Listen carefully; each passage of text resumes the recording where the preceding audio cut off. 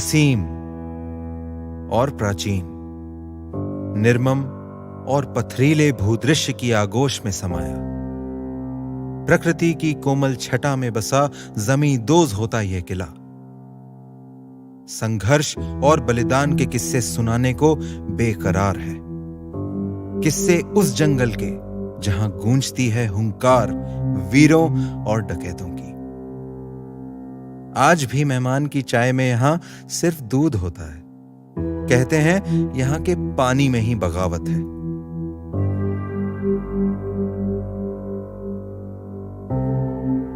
उसी पानी से सींचा हुआ बागी डकैतों को पनाह देने वाला यह जंगल आज जानवरों का स्वर्ग है। और चकमा देकर छुप जाने में तो यहां के जानवर भी माहिर हैं। यह कहानी है विंध्याचल की शान कूनों की।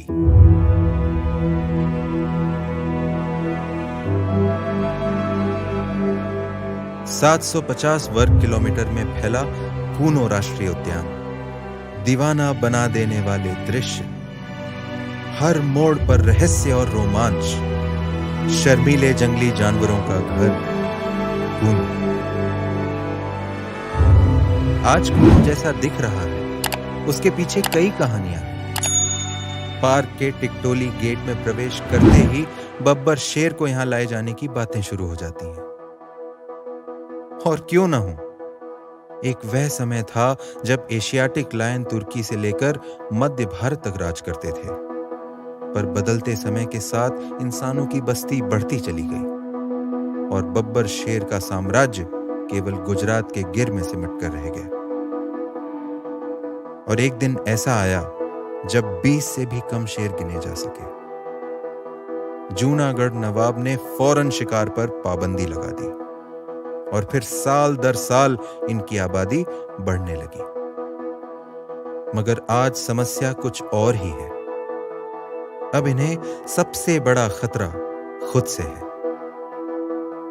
आज जितने भी लायन गिर में हैं, सब उन्हीं 18 से 20 बचे हुए शेरों के वंशज हैं। इससे कई तरह की जेनेटिक बीमारी होने का खतरा है। एक ही जंगल में 500 से ज्यादा लायन, किसी महामारी के फैलने पर इन्हें सुरक्षित रखना लगभग नामुमकिन होगा। भाई बब्बर शेर है, ये नहीं मानते आपके सोशल डिस्टेंसिंग को।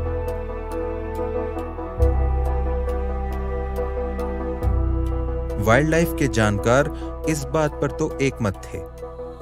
गिर के बब्बर शेरों को अब जल्द ही एक नए घर की जरूरत थी। तो 1991 में wild life institute of India ने एक अध्ययन शुरू किया और कई जंगलों के आकलन के बाद मध्य प्रदेश के Kuno Palpur wild life sanctuary को सबसे माकूल पाया गया। यहां का मौसम और माहौल दोनों ही काफी कुछ सासन गिर जैसा था। शेर को नया घर देना था, उसके पुराने घर जैसा होना तो जरूरी था ना। और जनाब, लायन लाने की बात कोई नई थोड़ी है। 1920 के आसपास महाराजा माधवराव सिंधिया प्रथम पूरे लाव लश्कर के साथ अफ्रीका से कुछ लायन यहां ले आए थे।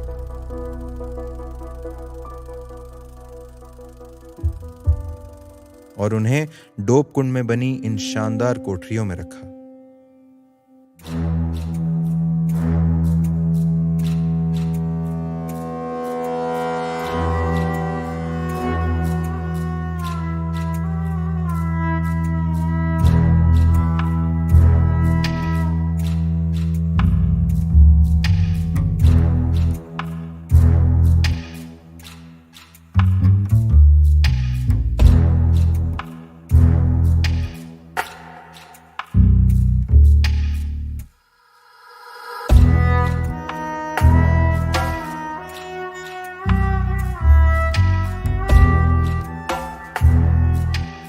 उनका सपना था इन्हें खुले जंगल में छोड़े ताकि इस भूदृश्य में बब्बर शेर की आबादी को दोबारा स्थापित किया जा सके।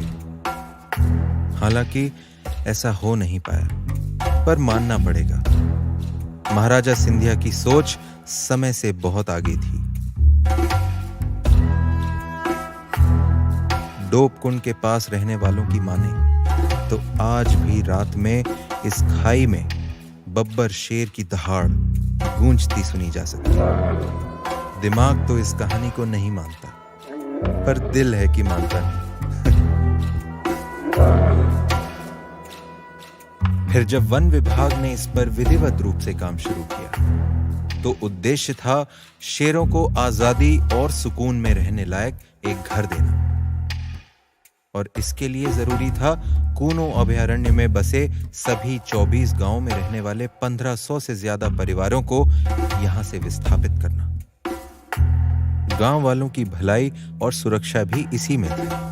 क्या है ना, मिस्टर एंड मिसेस सिंह को शांत माहौल में रहना पसंद है।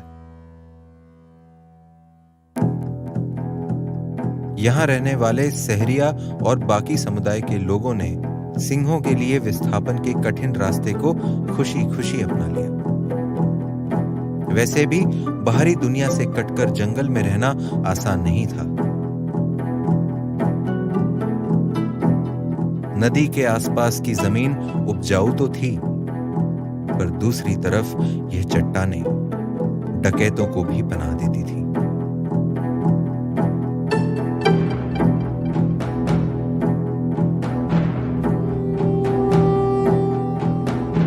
कई खौफनाक किस्से हैं जब अपनी बहू बेटियों की लाज बचाने के लिए रातों रात गांव खाली कर दिए गए।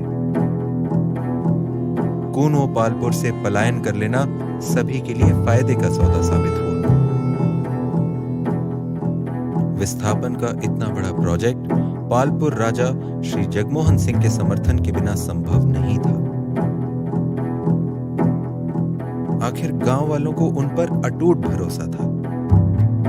राजा, प्रजा और शासन के मिले जुले प्रयासों से सभी 24 गांवों को 1998 से 2003 के बीच कूनो से बाहर अगरा ग्राम में विस्थापित कर दिया गया।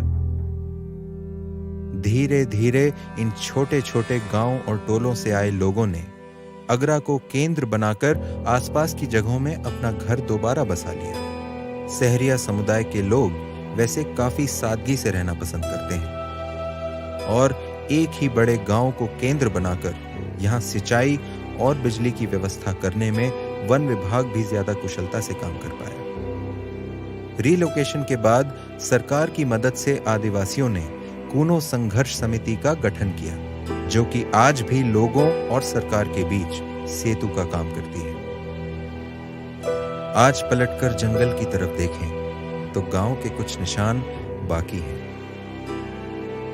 पर ना जाने क्यों इन टूटी दीवारों को देखकर सन्नाटे का नहीं बल्कि सुकून का एहसास होता है। दिल थोड़ा रुआंसा भी होता है इन लोगों के बलिदान को देखकर, जो जंगल की भलाई के लिए अपना घर छोड़कर चले गए।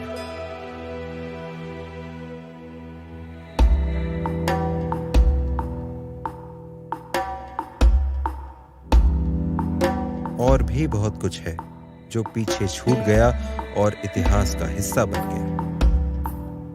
जैसे 500 वर्षों का इतिहास खुद में समाये पालपुर गढ़ी।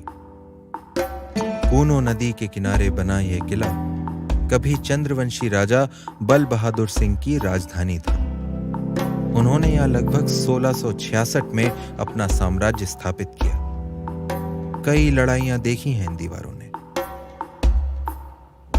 सूर्यास्त के समय किले का नजारा तो देखते ही बनता है।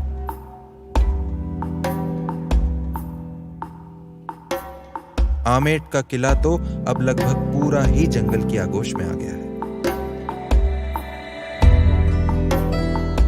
भव्य और विस्मयकारी मैटोनी किले को देखकर तो समझ ही नहीं आता जंगल ज्यादा पुराना है या किला।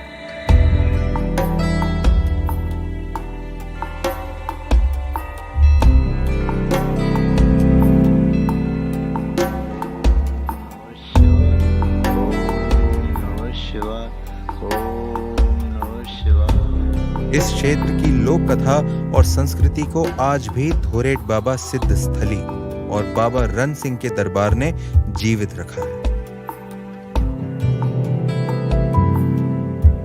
ये आंखें अपने नए शासक का इंतजार करते करते अब बहुत बूढ़ी हो गई हैं। सालों पहले जब बागी डकैतों का इन गांवों पर अचानक हमला करके लूट लेना आम बात थी, तब यहाँ के निवासियों ने दूर दूर तक नजर रखने के लिए ऐसे मोर्चे बनाए थे।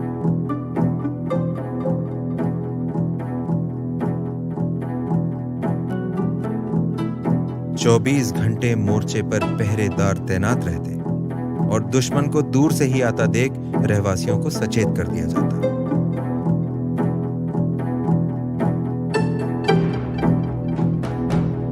जंगल में पहरेदारी के लिए वॉच टावर बनाने की तरकीब शायद यहीं से आई।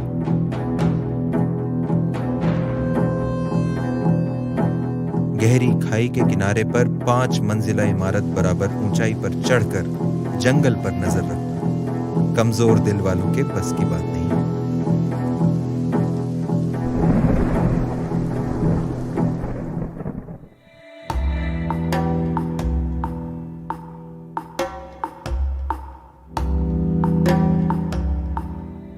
जंगली जानवरों को सुरक्षा देना तो एक बात है, पर उन्हें यह अपना घर लगे, इसके लिए खाने और पीने की व्यवस्था उतनी ही जरूरी है।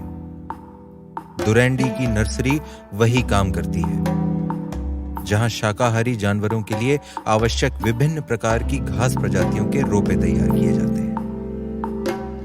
कूनो के जंगल में कूनो नदी ही जीवन का आधार है। बाकी के ज्यादातर नाले गर्मियां आते आते सूखने लगते हैं और नदी से थोड़ी ही दूरी पर पानी की कमी हो जाती है। इस समस्या का हल दिया कैर खोह ने। पूरे साल जमीन से निकलने वाली पानी की इस मोटी धार को केवल ग्रेविटी की मदद से 12 किलोमीटर लंबी पाइपलाइन के जरिए रास्ते में बने अलग अलग तालाबों तक पहुंचाया जा रहा है। कमाल है ना? अभी तक कूनो में बब्बर शेर तो नहीं आए, पर इस जंगल को लायन प्रोजेक्ट और इन सभी प्रयासों से काफी लाभ हुआ। इसमें वाइल्ड लाइफ और आदिवासी समुदाय के लोगों दोनों का फायदा हुआ। अरावली और माधव नेशनल पार्क के बीच बैठे कूनों को जंगली जानवर तो हाईवे की तरह इस्तेमाल करते हैं। राजस्थान के रणथंभौर और मुकुंदरा हिल्स टाइगर रिजर्व के बाशिंदे भी खुद ही यहां आते जाते रहते हैं। करधई और खैर के इस जंगल में आते ही हर तरफ जंगली जानवर दिखते हैं।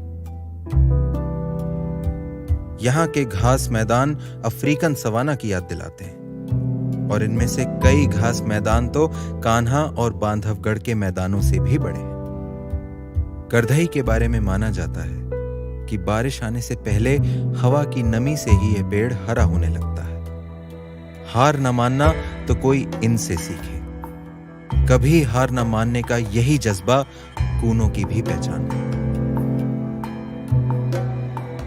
और अचानक ही यहां एक सागौन का जंगल सामने आ जाता है, जैसे मानो पूर्वी मध्य प्रदेश से उठाकर किसी ने इसे यहां सजावट के लिए रख दिया। आगे झुंड में चीतल, पीछे विंध्याचल। अद्भुत नजारा है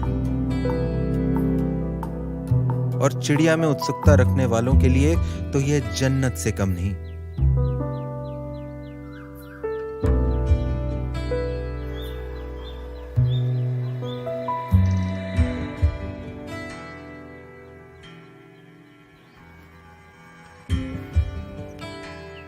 जरा दोस्ताना किस्म की है यहाँ की ड्रोंगो भी।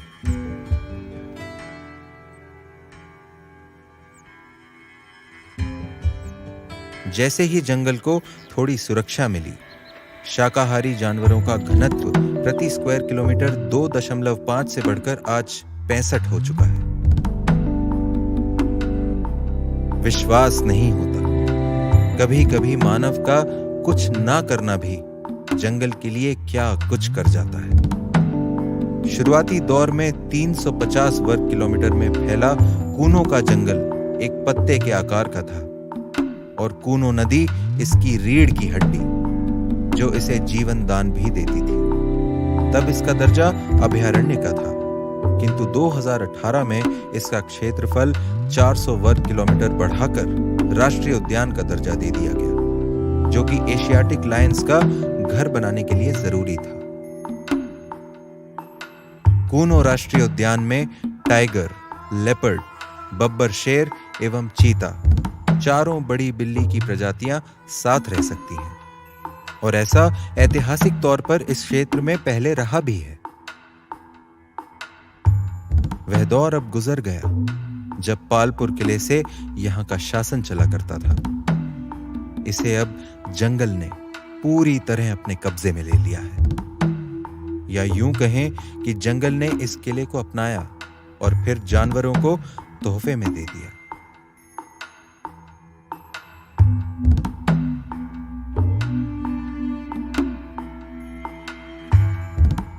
सोने सी चमकती धूप में यहां दिन भर लंगूर खेलते कूदते दिख जाते हैं, पर धूप और छांव का बड़ा गहरा रिश्ता है,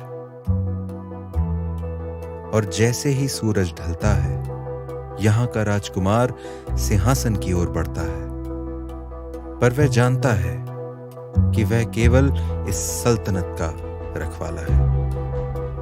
कूनो की प्रजा को अब भी इंतजार है अपने असली शासक का।